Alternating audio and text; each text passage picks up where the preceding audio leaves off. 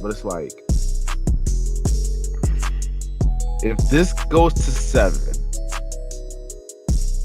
the Clippers win the series.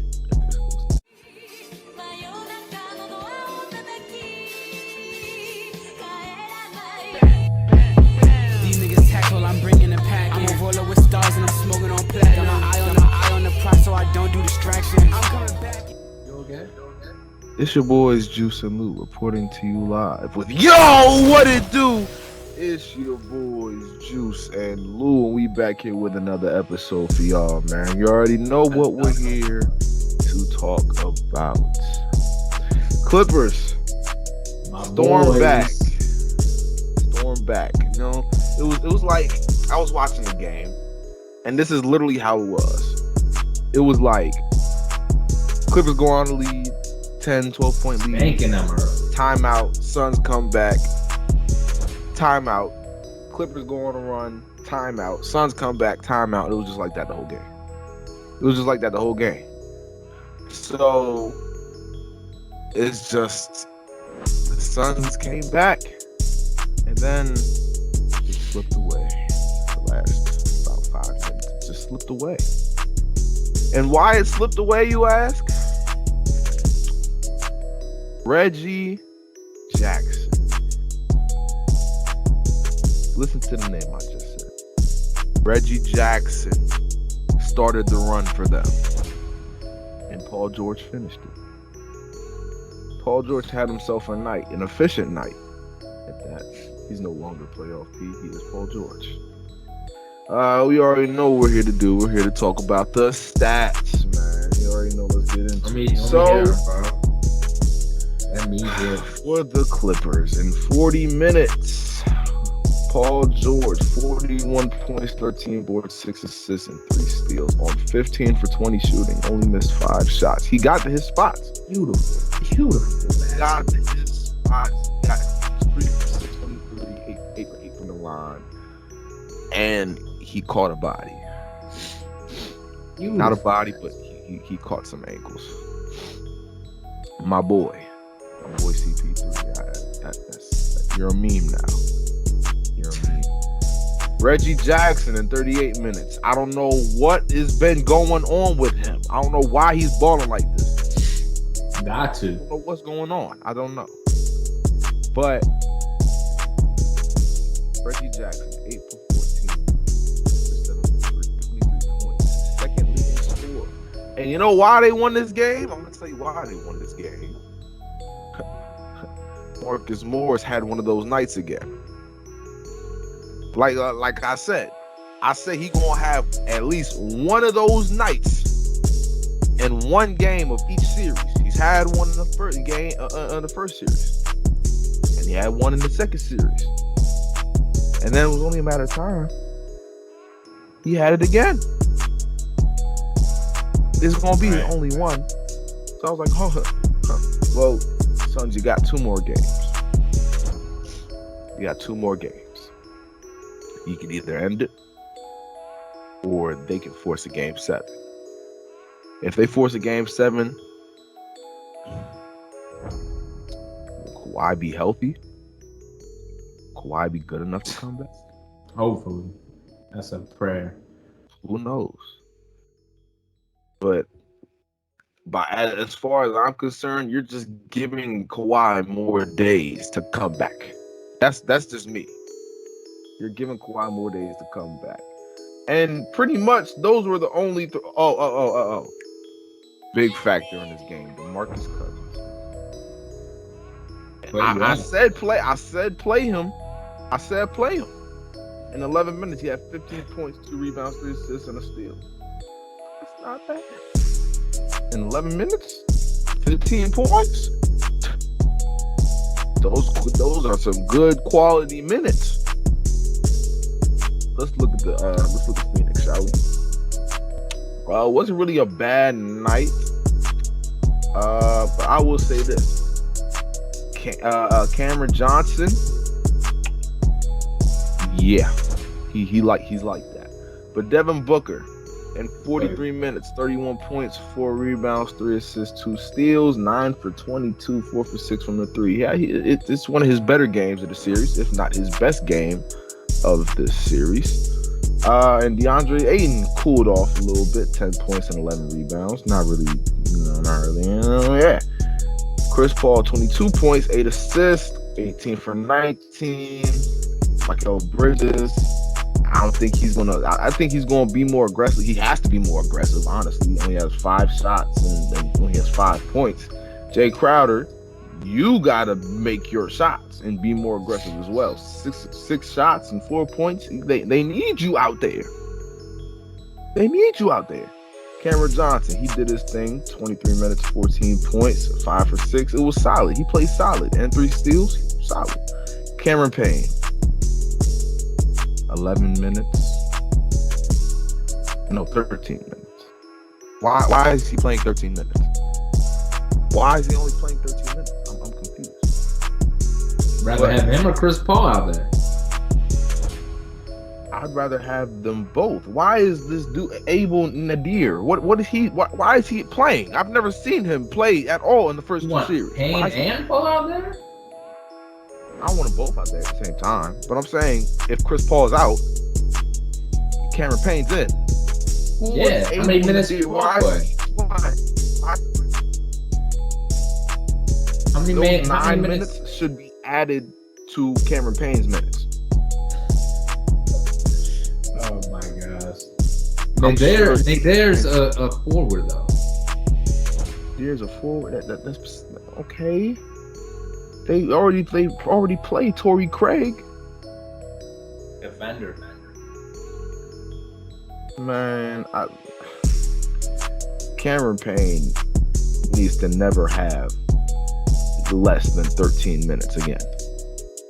He shouldn't have 13 minutes at all. He should at least have 18 plus minutes a game. 18, 19 plus. 13, no. Now my takeaways from this game is Suns, it's nothing to worry about. It's nothing to worry about. Paul George, I think he hasn't had one of the most efficient playoffs. He hasn't had an efficient playoff run. He's had a lot of points, but the shots that he's the shots that he's making and stuff like that, like the consistency in shooting isn't there. And then you don't got Kawhi, and then is Reggie Jackson going to? I think. Listen, I'm not going to doubt Reggie Jackson no more. I'm not going to doubt him no more because I keep doubting him, and then he keeps going this. I don't know. Yeah. But Marcus Morris, he's not doing that again. I can promise you. Like I said, he has one of these games every series. Listen, that's tough. And it's always when they're down, ironically, that he has one of these games where he just makes everything. It's pretty ironic. It is pretty ironic. And they're lucky Paul George got it going. If Paul George never got it going, it was looking up for them. At 30 in the second half. 30 in the second half alone. Yeah, so they're lucky he got it going because he wasn't looking too high. 11 points, had a couple turnovers that was real costly. I don't know, man. I don't know. They're going back to LA though, so. Back to LA. I mean, Phoenix won Game 4 in LA, so. Game 6, this is going to decide it. I think if this goes to 7, I don't want to say it, bro. I don't want to say it, but it's like, if this goes to 7, the Clippers win the series. If this goes to 7. Wow, switching up on your Suns just like that. I'm not switching up. I still got Suns. I mean, I've been said Suns in 6. So I'm not really like concerned. But if they win, I mean, it also depends on how they win Game 6. If the Clippers win Game 6 in blowout fashion,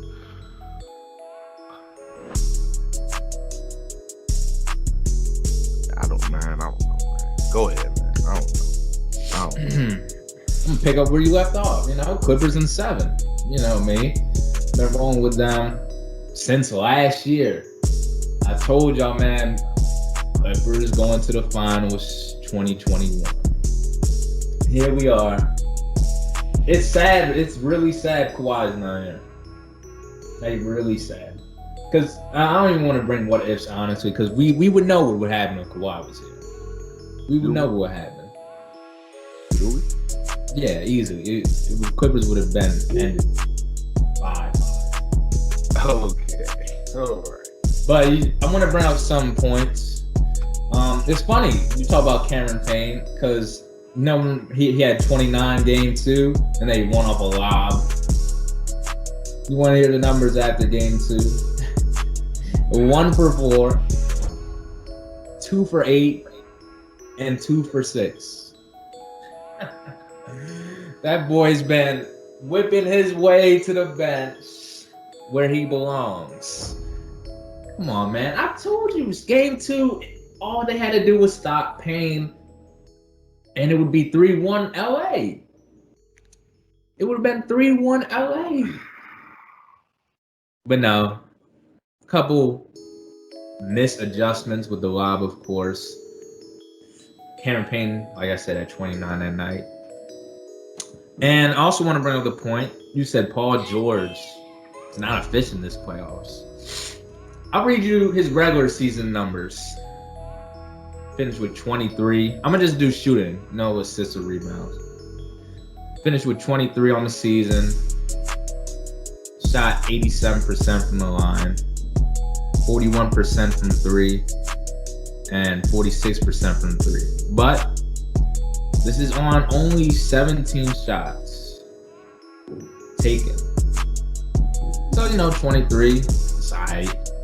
Now, come playoff time, he is now the playoff points leader. Well, total playoffs points this postseason. I mean, he averages 27. Giannis. KD was in, but 27. Free throw percentage did by 3. It's only 3%, 84% now.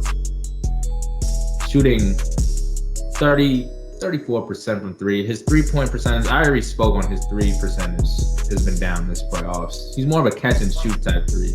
When you have to pull up, when Paul George has to pull up, he's probably gonna miss it. I'm gonna be real. He pulls up a 3, he's probably gonna miss it.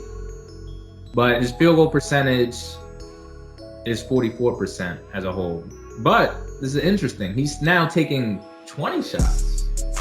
So 3 more shots, 4 more points. He kind of has to. Yeah, now, like I said, because 5 is out.